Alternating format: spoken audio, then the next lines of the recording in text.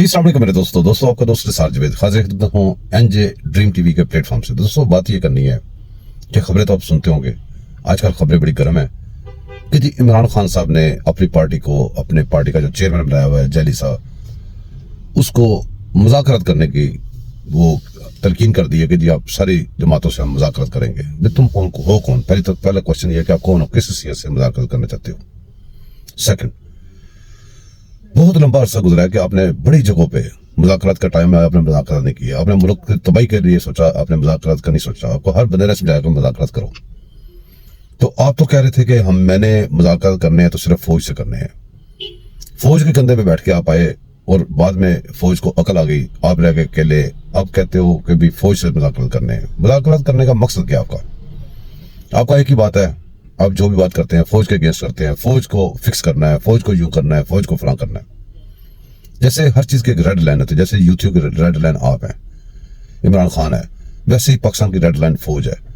और फौज के ऊपर हमलावर आप रहते हैं, बातों से भी, हर चीज से।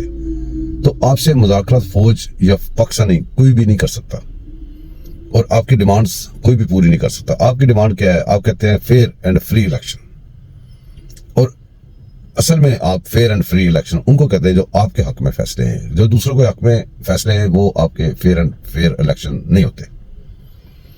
आपको असल में पाकिस्तानियों का जो सबसे बड़ी गलती है कि आपको दोनों साइडों पे गिनते हैं। पहली साइड वो पहले आपको कहते हैं सियासतदान। आप सियासतदान नहीं हो, आपने साबित किया अपने अमल से आप सियासतदान नहीं हो। आप फॉरेन फंडिंग से चलते हुए एक गैर मुल्की पुर्जे हो। तो गैर मुल्की पुर्जों से मुज़ाकरात नहीं होते, और मुज़ाकरात जो होती है ना, जो गद्दार होता है, जो फॉरेन फंडिंग से चलने वाला बंदा होता है वो गद्दार होता है। गद्दारों से मुज़ाकरात नहीं होते। आप उठाएं अपने मुज़ाकरात और निकलें यहां से।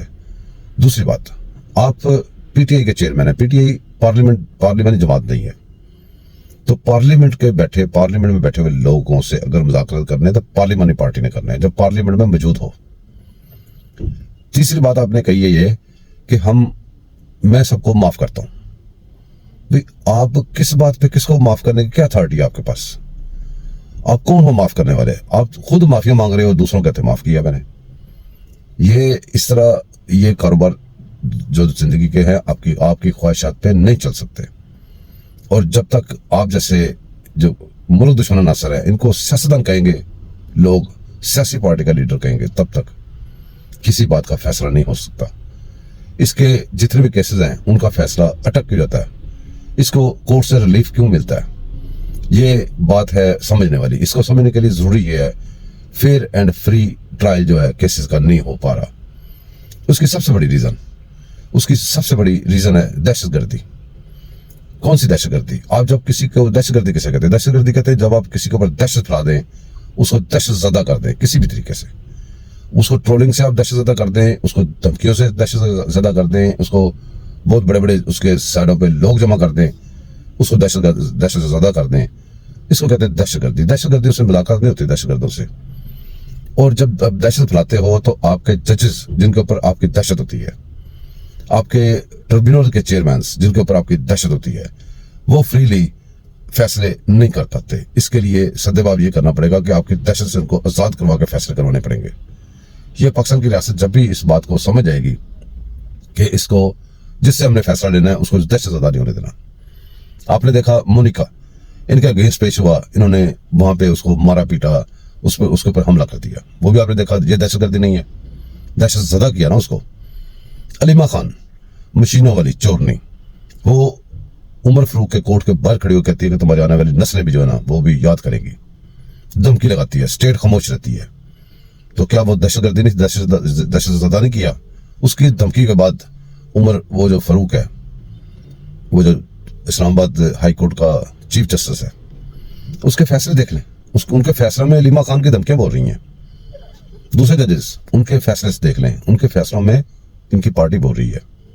तो लिहाजा अगर आपने किसी इलेक्शन कमीशन से फैसला लेना है, किसी कोर्ट से फैसला लेना है, हाई कोर्ट से लेना है, सिविल कोर्ट से लेना है, आपने सुप्रीम कोर्ट से फैसला लेना है, दो काम करने पड़ेंगे। एक तो दहशतज़दा लोगों को तफज़ देना पड़ेगा, फिर वो फैसला कर पाएंगे आज़ादी से।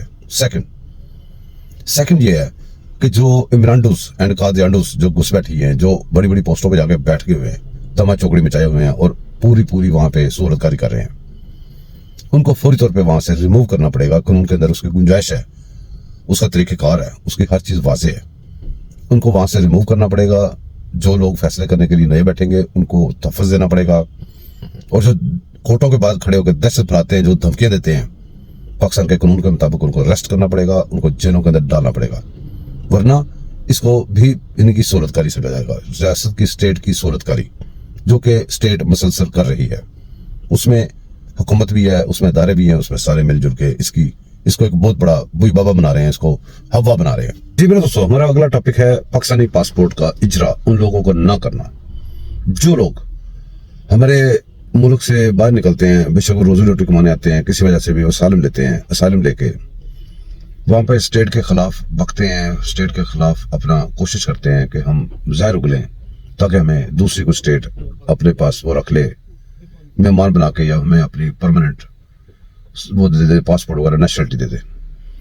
इसके ऊपर बहुत सारे लोग बातें कर रहे हैं। ये लोग तब नहीं बात कर रहे थे जब एक पुरानी हुकूमत ने इनको वोट देने का हक देने की बात कर दी थी, ओवरसीज पाकिस्तानियों का नाम लेके। असल में ये ओवरसीज पाकिस्तानी तो हैं ही, लेकिन कैटेगरी ओवरसीज पाकिस्तानी की बनती है। लेकिन ये लोग ओवरसीज पाकिस्तानी सिर्फ नहीं है, ये वो सूरतकारी लेने आने वाले बाहर के लोग हैं जो पाकिस्तान के खिलाफ एक वो फौज तैयार की जा रही है काफी अरसे से।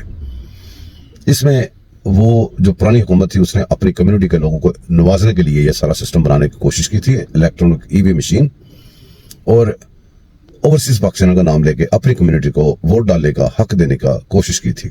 तब कोई बंदा नहीं बोला था, इतनी बातें आपने नहीं सुनी थी और खामोशी देखी थी। लेकिन अब जब ये हुकूमत ये बात कर रही है कि जो लोग पाकिस्तान की रियासत को छोड़ के जाके दूसरी रियासत के बच्चे बनेंगे और उनसे आप जब नेशनलिटी ले लेते हैं, इसके ऊपर आप गौर नहीं फरमा रहे कि जब वो नेशनलिटी उनको मिल जाएगी तब उन्होंने कहा कि पाकिस्तानी पासपोर्ट उसको इजरा नहीं किया जाएगा। क्यों? वो इसलिए कि पाकिस्तान पे जब भोंकते हैं वो, तो जब पाकिस्तान की स्टेट उनकी शिकायत करती है तो वो बाहर की स्टेटें उनको जवाब ये देती हैं कि ये लोग आपके बशिंदे भी हैं। इसलिए पाकिस्तान ने यह बंदोबस्त किया, क्योंकि कई कुत्ते बिल्ले आपने देखा है बाहर बैठ के पाकिस्तानी रियासत पे, पाकिस्तानी इदारों पे, पाकिस्तान की हर चीज पे भोंकते हैं और अपने भगवान की वो तशहीर करते हैं, मुसलसल इसी काम में लगे हुए हैं। तो हर रियासत का हक बनता है कि अपनी स्टेट को सेव करे। गाड़ियां लोग निकाल रहे हैं, उनका बंदोबस्त करे। हाँ, उसके लिए कोई भी तरीका, उससे पाकिस्तानी हुकूमत ने, पाकिस्तानी स्टेट ने अपना कानूनी हक इस्तेमाल किया, कानूनी रास्ता इस्तेमाल किया, ना कि कोई जंग इनसे उनको इस काबिल नहीं समझा कि हम इनसे जंग लड़े। ये बहुत देर से, बड़े अरसे से बैरूनी सरमायाकारी से, बैरूनी फॉरेन फंडिंग से ये लोग पैदा किए जा रहे हैं और ये इंतशार फैला रहे हैं पाकिस्तानी स्टेट के अंदर। तो स्टेट का पूरा हक बनता है वो इनको पासपोर्ट इजरा करे या ना करे। बल्कि स्टेट को ये सिफारिश करते हैं हम लोग कि जो लोग पाकिस्तान पे भोंकते हैं, पाकिस्तान के इदारों पे भोंकते हैं और पाकिस्तान की सालमियत के लिए खतरा बन चुके हैं, इनके पास कुछ भी हो, किसी सूरत में पाकिस्तान का शनाख्ती कार्ड, पाकिस्तान का पासपोर्ट नहीं होना चाहिए। जो हो उसको कैंसिल कर देना चाहिए। तो दोस्तों, आखिर में हम पाकिस्तान की हुकूमत और पाकिस्तान के उन इदारों से दरख्वास्त करते हैं जो हर महीने बाद, 2 महीने बाद कह देते हैं कि 9 मई वाले को नहीं छोड़ेंगे, और पूंडों का बंदोबस्त नहीं कर रहे। पूंड बैठ के पाबंदी के बावजूद, हर चीज के बावजूद उसको बुलाते हैं, उसकी तकरीर सुनवाते हैं कोर्ट में, और उसकी वीडियो, इसकी ऑडियो लीक करवाते हैं, कभी उसकी फोटोज लीक करवाते हैं। ये टोपी ड्रामे बंद होने चाहिए और इन पूंडों को हमारे अदारों से, हमारी सीटों से, हमारे ओहदों से इनको रिमूव करना चाहिए फौरी तौर पे, और इनको सजाएं देनी चाहिए, इनको जेल में डालना चाहिए। सामने जो तहरीबकारों की पुश्तपनाही कर रहे हैं, तो पुश्तपनाही करने वाला कानून हमारा कहता है कि वो भी उतना ही उसमें शरीके जुर्म होता है जितना कि जुर्म करने वाला। तो दोस्तों, वीडियो बहुत लंबी हो जाएगी, इसके लिए मुझे इजाजत दें। दुआ में याद रखिएगा, मेरे चैनल को सब्सक्राइब कीजिएगा, लाइक कीजिएगा, शेयर कीजिएगा। अल्लाह हाफिज़।